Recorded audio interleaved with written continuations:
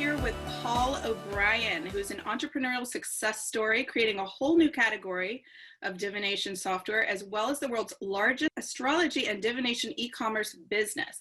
He is a philosopher, sought-after advisor, and speaker, as well as author of the award-winning book, Intuitive Intelligence, and the visionary I Ching app for smartphones. Check that out. His latest release is the Visionary I Ching card deck, which I have right here, available by Beyond Words Publishing.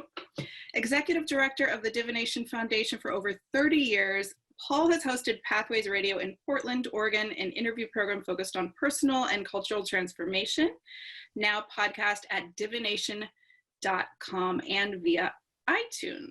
So, what do you say, pulling a card today about what we need to know about this interview? What do you think? Well, we can do that. These cards are a lot of fun, and you can pull them for any reason you want. I often pull them in the morning during my meditation sessions just to see what comes up. But the cards are basically paintings that were done by Joan Larimore, that were inspired by the I Ching and the elements of the Chinese elements behind the I Ching. And just for our audience's sake, maybe I should give a little history of the I Ching. Yes. And help them understand what it is and what a divination system is. Because the I Ching is an ancient Chinese Taoist classic, and it's arguably the oldest book in the world. But it's much more than a book. It's a divination system. And what's a divination system? Well, probably the most popular one that people are aware of are tarot cards. Mm-hmm. And they use cards as a way to turn up archetypes that we need to take a look at that have a message for us. And typically the I Ching doesn't have cards at all. There's very few illustrated I Chings. It's not really about the paintings, but it does add a nice visual element to it, and people like card decks. So if I was to cut the cards right now, I'm just shuffling them. And if I was to cut the cards right now, all 64 of these cards, each one of them represents an archetype. We can talk about archetypes too, but everybody's got all of the archetypes inside of themselves. And that applies to tarot cards too. Tarot cards have 78 cards, and so there's 78 archetypes. In astrology, you've got archetypes too. You've got the 12 signs, you've got the 10 planets. All of these things are symbolic representations of human energy or human psychology or human potentials. So every one of these cards is inside of each one of us. And when I pull the card, it basically reflects something that's inside of me because I'm the one who shuffled them and who's pulling them. So generally, I don't do readings for other people other than tell them how to do it for themselves. Mm-hmm. And that's kind of a beautiful thing about the I Ching because there's a book. Here's the guidebook that comes with the card deck. And this guidebook all by itself is enough for you because you could do the traditional method of casting 3 coins and look up the pattern in the book, or you can find the pattern by picking a card. So I'm going to pick a card right now. Great. Cut the deck and pick a card. And I got the card Dispersing. Okay. I always have a question about that one. That's 59, right? Wow. That's good, Carrie. Oh, thanks. That's right. It's number 59, wind above, water below. And you can sort of, I don't know if the audience can see that, but there's a kind of a windy feeling and a watery feeling. And that's how she wrote the cards. So now I don't have these 64 archetypes memorized. And the beautiful thing about the I Ching is you don't have to. Because there was a book and it was written, 3,000 years ago. And then I've modified it for modern times and made it so that it doesn't have all the arcane, patriarchal references. It doesn't have the militaristic references. Mm-hmm. And it's more designed for independent-minded people. Right. So 59, Dispersing, it sounds like you might have pulled that card. Basically, what it says is nothing survives forever, not even rocks or the most rigid of structures. Likewise, all of our obstacles will dissolve in time too. So it's obstacle dissolution. It's not dispersing. It's not going away. It's dissolving obstacles. No? Yeah, that's right. Exactly. Okay. And what a great reading for the sake of resilience during a pandemic. Because this really points to the law of impermanence, which is that nothing lasts forever and this too shall pass. Now, there was a lot more to that chapter. There was 2 pages of text. I'm not going to go through it all. Of course not. Yeah. But the feeling is, everything is transient and everything ends at some point or another, including this pandemic. And this law of impermanence, which is like one of the basic tenets of Eastern philosophy, whether it's Buddhism or Taoism, is so difficult for us to buy into. We want a solution. We want a fix. When we want stability now, we want a permanent solution. We want to figure out, how can I be happy forever? Well, life just doesn't work like that. And so if we can come to peace with change, then we're going to have a chance at staying balanced and finding an equilibrium, no matter how tumultuous things are. And if we remember that things are always changing, that's the only constant in the universe is change, and that whatever the condition is right now, it's not going to be that way forever, and maybe not even for that long, we can actually find peace in that, even though our ego would say, no, I can't have peace unless I have a permanent solution. Right. I was reading a compendium of Bob Dylan interviews, and I think it was Jan Wenner who he said something like, yeah, man, that I Ching, that I Ching, man, is never wrong. It is never wrong. It's always right on. And so I wanted to ask you, why is that? What is it? 64 hexagrams, 6 lines, who knows how many different combinations of changing lines. Why is it so uncannily, freakily accurate? How does it work? Well, I could tell the story of how I discovered it, which taught me how it worked in a flash. And that was the first time. It was I was a teenager at Cal Berkeley, and this fellow student, who was this cute girl that I found interesting, she wanted to show me this system using the coins in this big book that could answer questions. And so she said, and I thought, oh, okay, here's a fortune telling gimmick, and I'll play along with it. Right. And, being 19 years old, I was a smart aleck.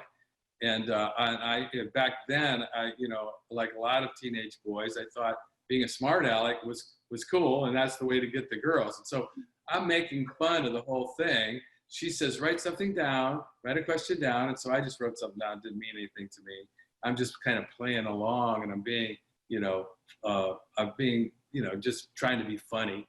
And so I cast the coin 6 times, and I got a reading, hexagram number 4, that completely ignored my question, which wasn't sincere. And it gave me the hexagram called youthful folly. Yeah. And the essence of that archetype is of the student who lacks respect for the teacher. Oh, wow. I'm making fun of it. Now it's making fun of me. Yes. It reflected my energy so perfectly. And so then I said, hey, let me try that again. And this time my intent was different, and I was testing it. And it came back with a reading that said something like, questioning the sincerity of the seeker. Wow, now it's testing me. So that is how I became in love with the I Ching. I didn't get the girl, but I fell in love with the I Ching. And you so got something out of it. It was a beautiful event. I love that. So just really briefly, can you share with us a little bit of, was this channeled? Was it channeled? What's the origin of it? We don't know. It's so old. It's 3,000 or 4,000 years old. Right. The ancient sages of China were trying to figure out ways to improve the intelligence of the emperor and improve his decision making. And we don't know how they came up with it. There's a lot of different legends and theories about it. And Confucius came along, and that was 600 BC. Confucius came around, and he was totally taken with it. He spent 30 years of doing, interpretations of it, and adding to the text of it. And So that kind of goes back a really long time. We don't really know much about how it was formulated before Confucius, but it was a binary system. You've got yin and you've got yang. It's the Taoist cosmosphere.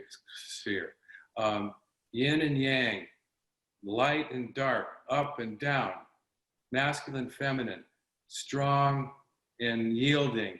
You know, this is the duality, this is the polarity of the universe. Now, in their system, yin is always turning into yang, and yang is always turning into yin, and it's this cosmic dance of these energies that are just sort of melding and morphing, and that's the mechanism of change. And so they wanted to develop a system where they could get a reading on these changing elements with regard to human problems or decisions or dilemmas or timing issues. So the I Ching is very good for certain kinds of questions that have to do with problems that logic can't handle. You know, in my book, Intuitive Intelligence, I have a whole chapter on how to get the most benefit out of logic, but logic's limited, and Right. so is science. You know, it's very good at what it does, which is taking things apart or analyzing things, figuring things out by taking things apart, and but it's not very good for questions that like having to do with personalities or timing or office politics or relationships. And these are big parts of our lives that logic can't handle. If logic could handle timing, you know, everybody would be a millionaire because they would buy low and sell high. So, you know, we need some help in this area. And then I have been studying it now for, you know, 40 years. And after that conversion experience I had at Cal Berkeley, and so I have like 20 different versions, et cetera. And about, in the late 80s, I was a high-tech executive, and I was going through a very stressful period, and I found myself taking the I Ching to work, which was completely unheard of and a radical idea. And the company was just full of engineers, except for me. I was the VP of marketing, and I didn't want anybody to see me doing it. So I'm going into a closet or finding some cloistered space where I can do it with privacy. Right. And then one day a light bulb went off in my head, and I said, gosh, I wish I could do this on my computer. Yes. You're a genius. Yeah, it was just a flash of inspiration because I'd always been fascinated with the world of software, this creative palette of you write code and you can deliver an experience. And I was fascinated by the I Ching my whole adult life. I never made a major decision in my adult life without consulting the I Ching. So at the age of 39, I discovered an intersection between these two things that naturally fascinated me.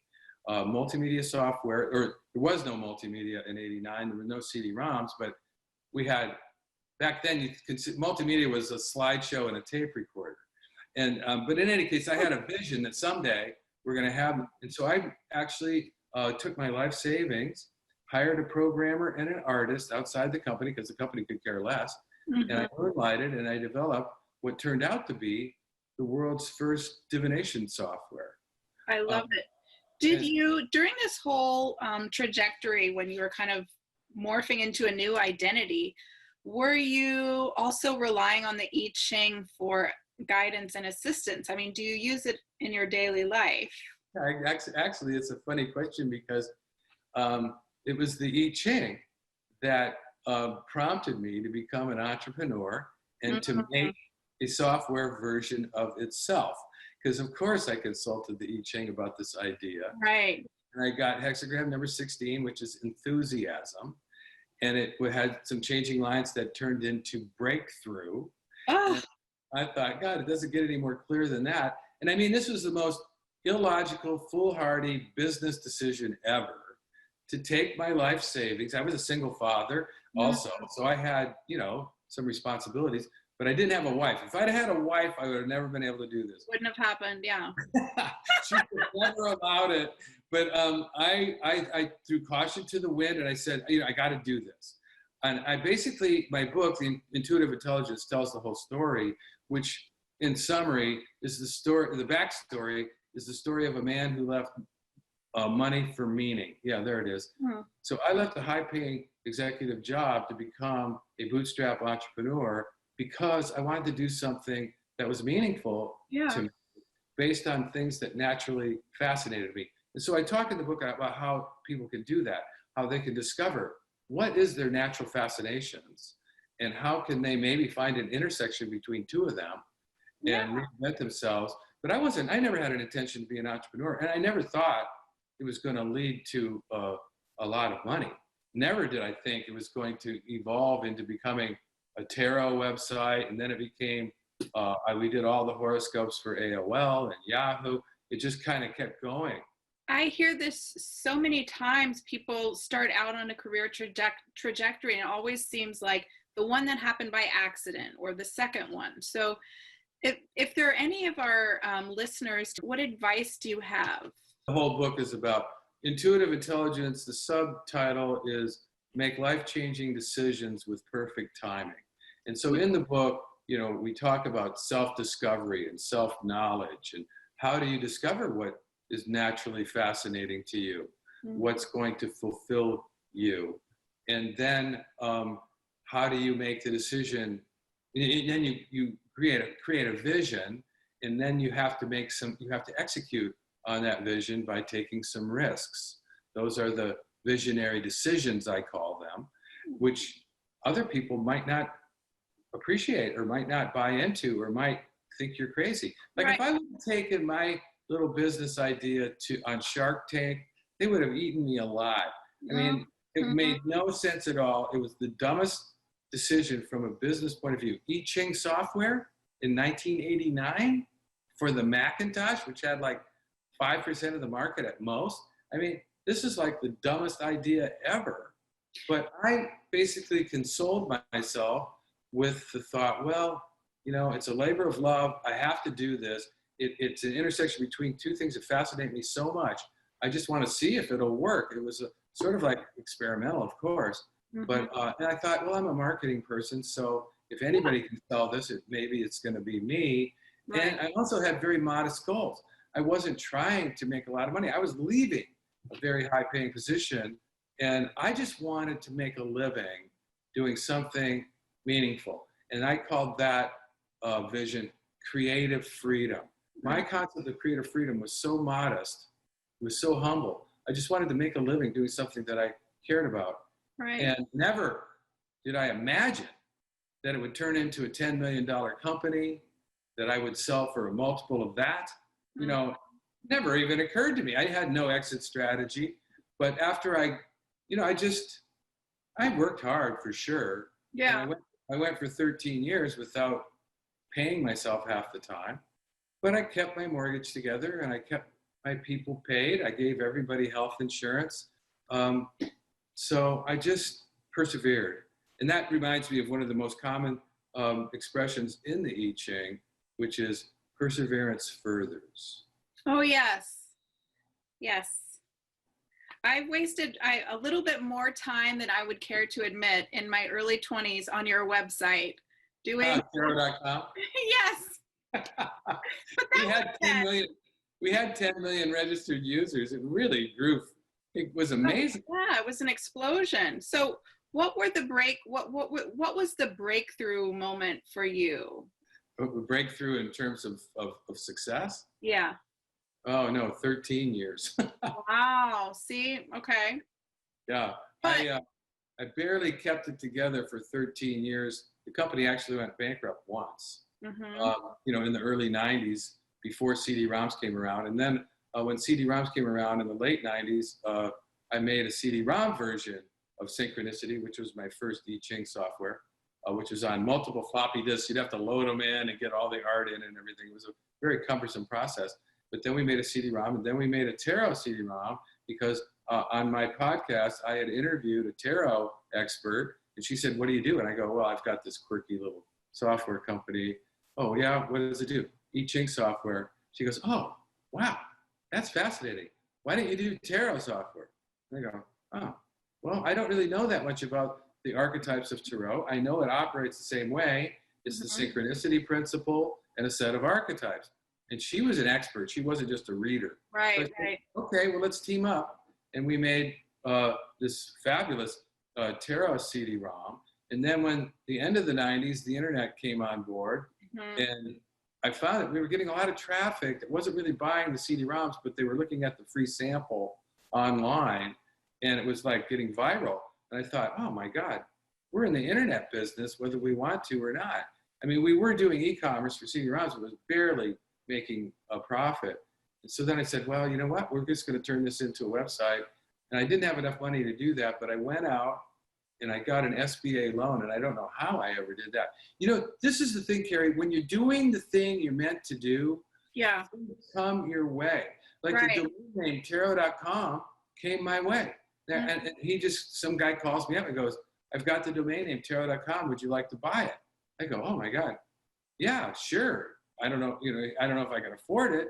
What do you want for it? And he told me this. He said, well, I've got 3 offers and all that. And I said, well, how did you find me and why are you asking me this? And he said, because I really love the way that you did the synchronicity software. I bought it back in 1989 and I've been following you ever since. Wow. And I've got this other business that I need to do. He had dictionary.com, which he later sold for $50 million. So he was busy. He didn't know as much about divination as I did. He liked my, I was just doing what I was supposed to do. And here he comes and he says, and I said, well, since you like the way I'm doing things, would you give me would you give me a better offer than these other people? And he goes, no. And I go, well, how about if I matched that offer? Well, the lowest one was $42,000. I mean, the cash offer was $42,000. I said, how about if I matched it? He goes, okay, I'll accept that. And then I said, okay, I got one more question. And because I didn't have $42,000. Both of my advisors thought it was too much money. But I thought, tarot.com? What a domain name. Yeah, forget it. Yeah. He also had iching.com, and he was going to throw that in. And so I said, okay, I got one more question. I don't want it to be a deal killer, but just let me ask it. Would you let me pay you off in 12 monthly installments? And then I just shut up, and waited for him. And he goes, oh, I guess so. And so then I actually paid him off in 5 months. And that was one of the smartest business decisions I ever made, even though both of my advisors were against it. And I had made a resolution to myself, I'm not going to do any decision that I can't get at least one of these guys to agree to.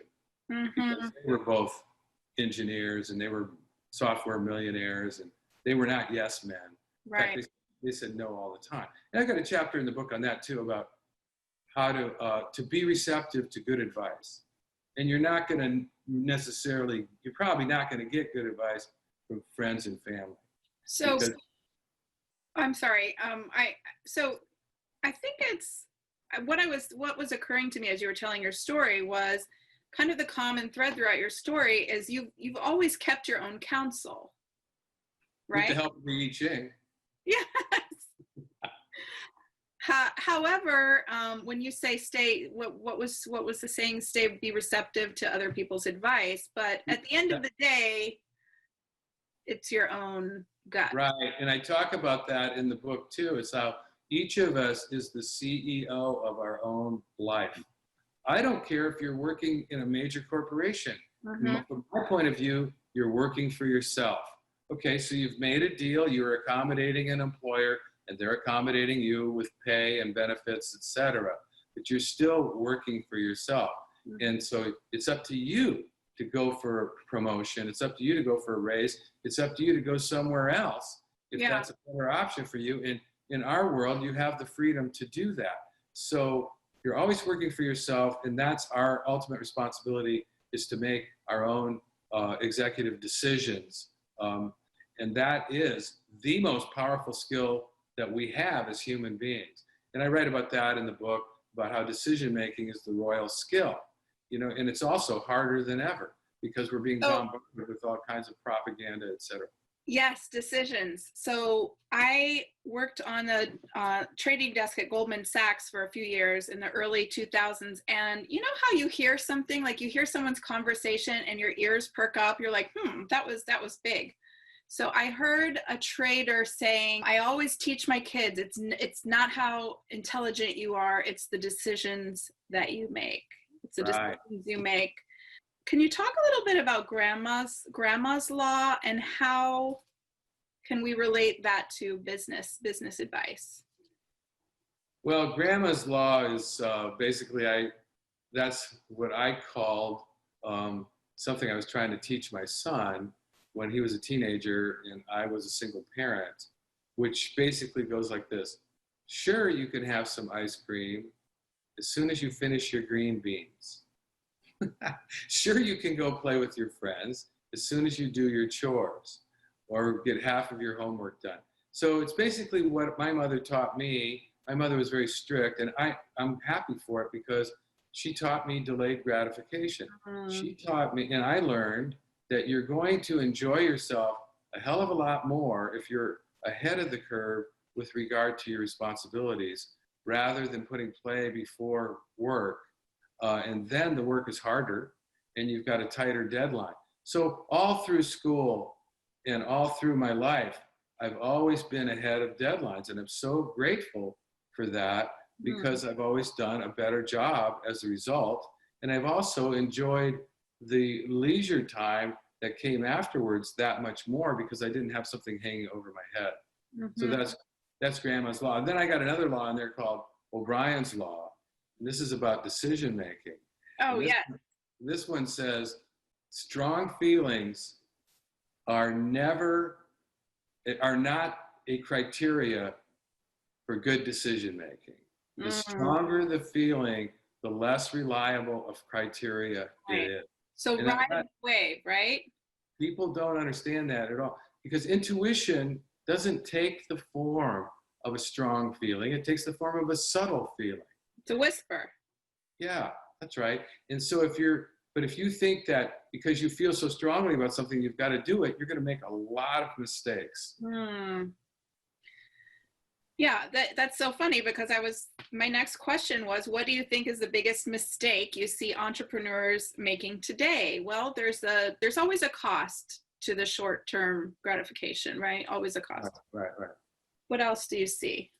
Well, I mean, there's a couple of ways, a couple of extremes that we can go to that account for most of the bad decisions. You know, the quality of our success and on a personal level, our happiness in life is more related to the quality of the decisions we make than any other factor. And you'd think we would be great at this. I mean, as the only species that can visualize different possible outcomes to different choices we might make, you'd think we would, be psychic about it and that we would be really good at it. But no, au contraire, we suck.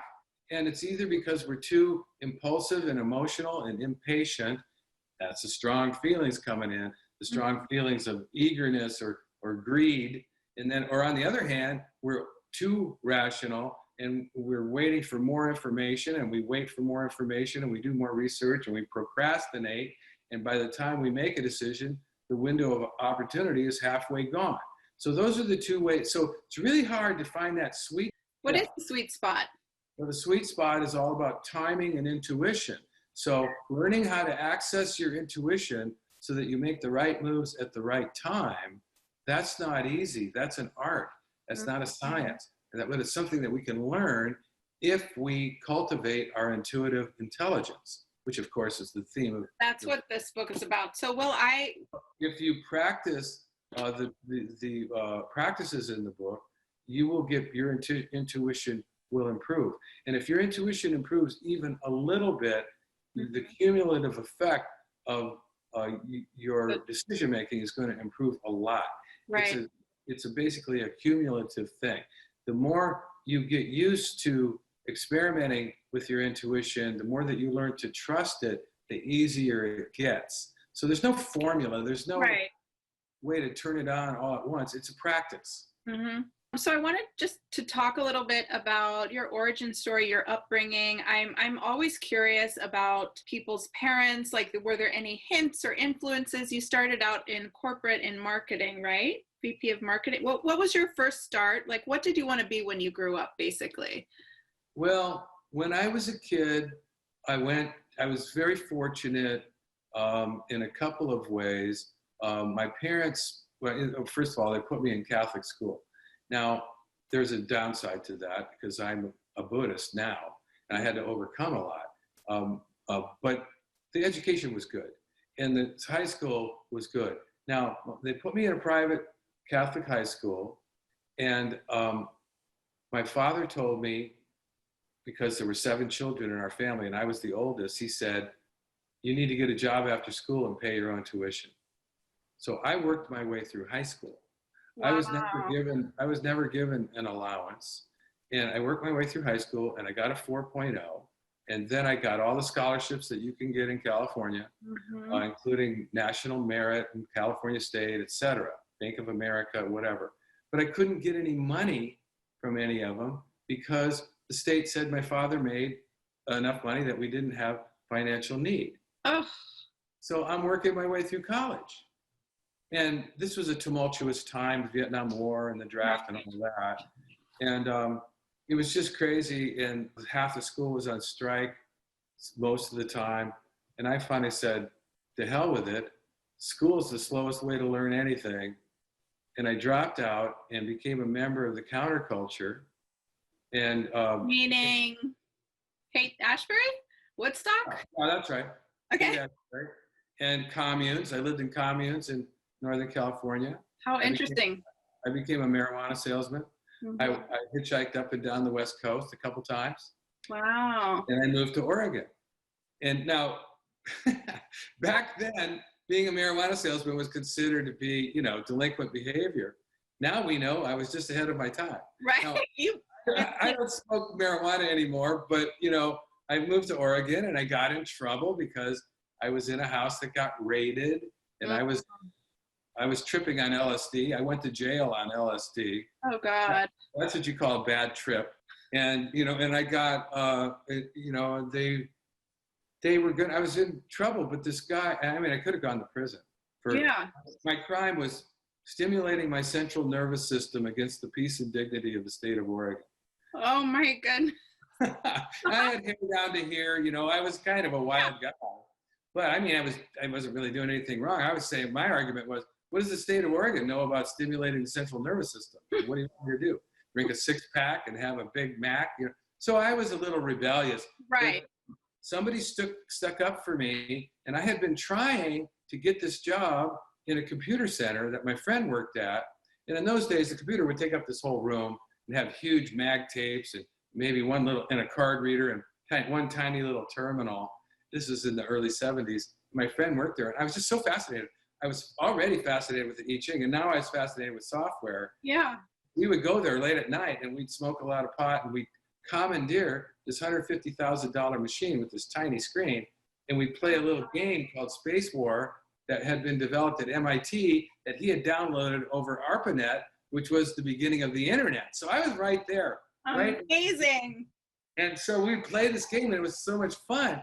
And I don't care about games. I'm not a gamer, but I was just fascinated by the potential of somebody writes code and they deliver an immersive experience. It just fascinated me so much. I said, I got to get a job in this industry. So I was going over there every week and bugging the director of computing. And he, I was a dropout, and, he didn't really have anything for me.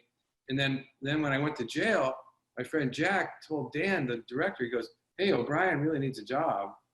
And Dan said, because he got in trouble. And Dan says, what can he do? And Jack says, well, he can type. And I could type 70 words a minute. And so they hired me as a secretary. So my whole career, and he stood up for me in court and said I was doing a great job and all that. So that's how my career in software started, with a nightmarish experience. Wow. So you never know. And the lesson in this, I don't even talk about this in the book. I'm pretty open about it now, but the lesson is that sometimes what appears to be a living nightmare turns out to be a great blessing. In fact, often, if I feel like, so I'm just curious. So the visionary. Okay, so my career started as a secretary. Right. But then I had this knack for sales. I'm half Irish. And the boss let me I was taking his phone calls.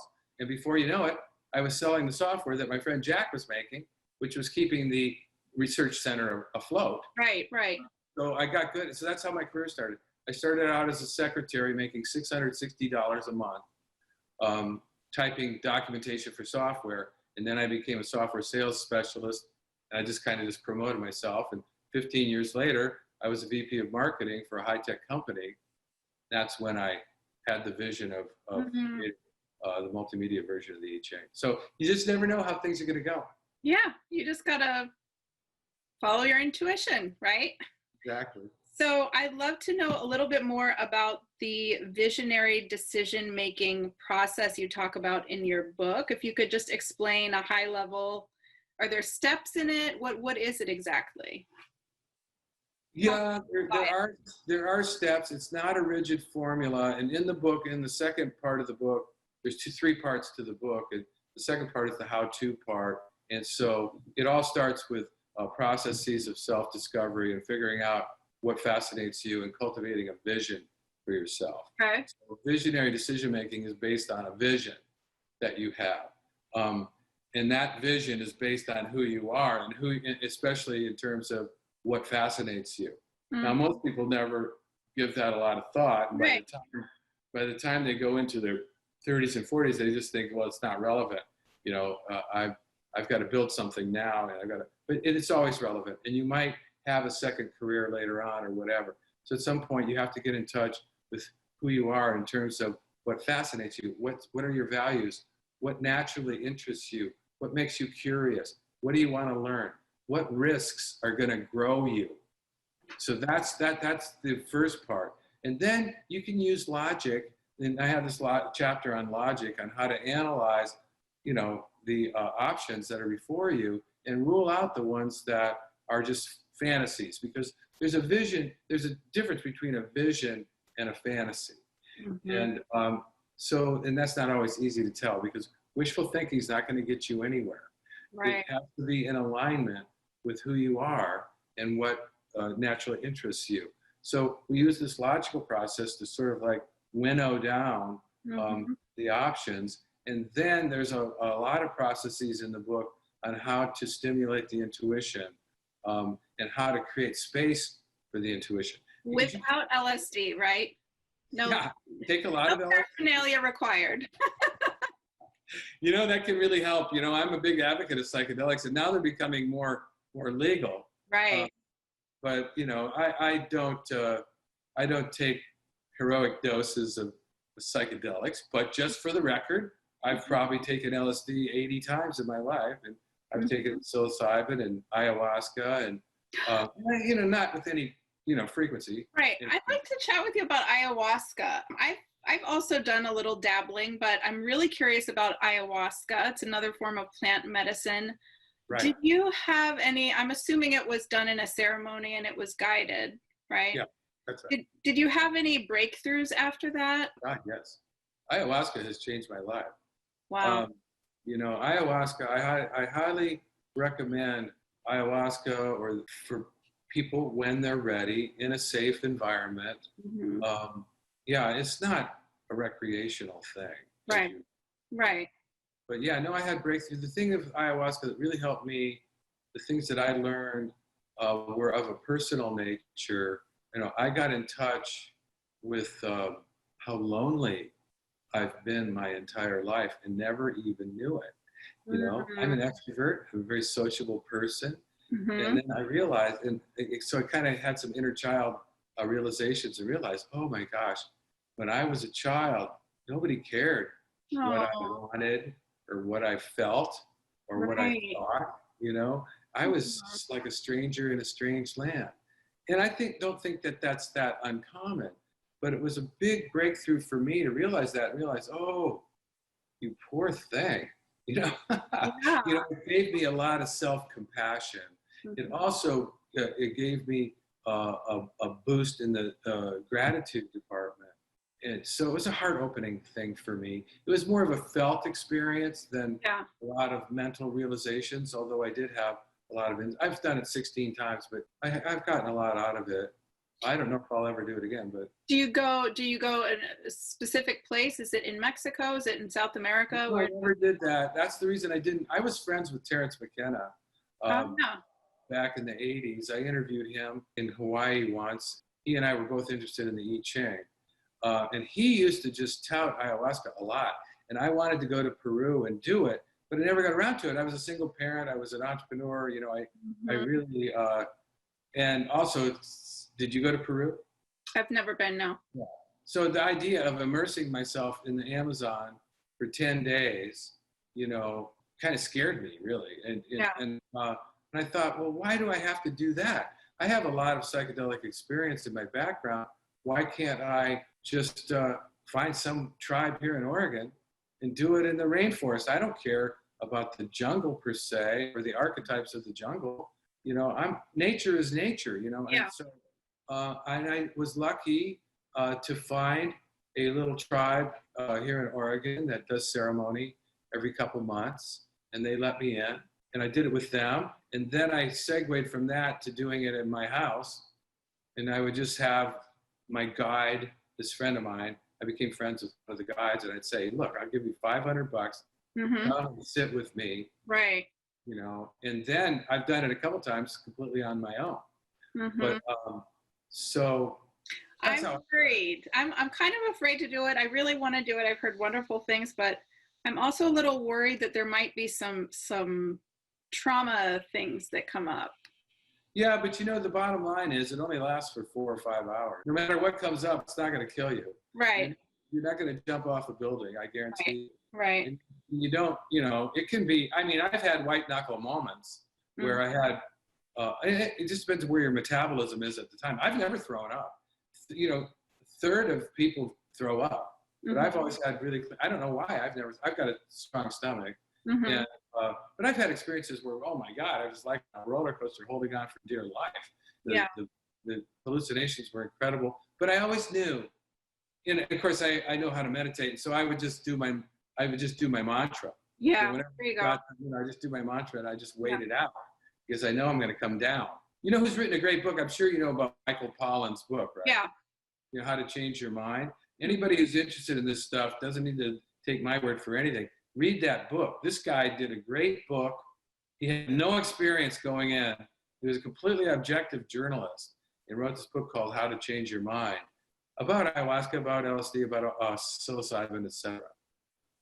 Great. What a little bonus. I was not expecting that. Thank you for the recommendation. So I have one final wrap-up question for you. The epitaph, when you transition to the next life, what would you like it to say? He ...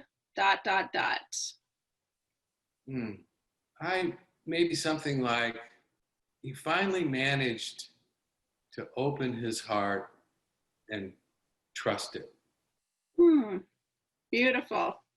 Love it. So if any of you would like a free Visionary I Ching card deck along with a book, please email me with the subject line PO for Paul's initials and let me know your favorite takeaway today. And there will be a drawing on 11/11. So also, if you want to go to divination.com, there are plenty of things there. You can get a free reading on beyondword.com products, Visionary I Ching. There's a whole bunch, but you'd say that divination.com, that's kind of the central hub, right? Well, that's the central hub of what I do in general, including the book and the card deck. But I have an app and I have a podcast and a newsletter. And there's a way to get a hold of me through the contact form. So that's sort of like represents my nonprofit, which is called the Divination Foundation. So it's all of my work is represented at divination.com. Perfect. And pick up this book for you indecisive listeners. Thank you. Make a decision to buy the book now. Do it. You know, and all the proceeds from all of the products go to the nonprofit work of the Divination Foundation. So, you know, if I could give it away, I would. But the Apple Store doesn't let me give away apps, et cetera. Beyond Word doesn't want me giving away the card deck. But they're worth investing in, I think, of course. Absolutely. I just want to help people. Beautiful. Thank you so much, Paul. It was a pleasure. It was. Really enjoyed it, Carrie. Thanks so much.